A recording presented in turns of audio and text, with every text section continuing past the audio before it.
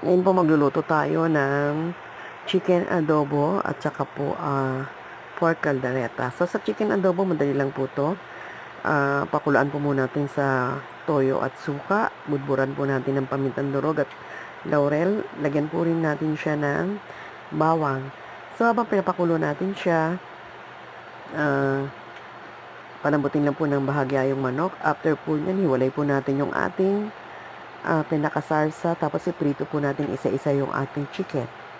So, after po maprito natin lahat yung chicken natin, yung pinagsangkutsahan po natin, ibuhos po natin ulit at pakuluan.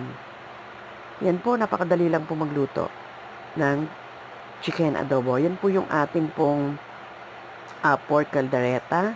Sinangkutsa lang po natin yan sa toyo, suka, pamintang durog, laurel at sibuyas. Tapos sangkutsa na po natin yan sa bawang, sibuyas. Tapos lagay po natin yung ating pork, lagay po natin yung ating yung ating pong patatas at carrots. Tapos po, lagyan natin tomato sauce, sangkutsahin po natin mabuti. Tapos yung pinagpakuluan natin, isabaw po natin, lagyan din po natin siya ng coco mama. Lagay po natin yung ating bell pepper. Ganyan lang din po kadali magluto ng ating kaldereta. Lagyan po natin siya ng liver spread at konting siling labuyo. So guys, thank you for watching.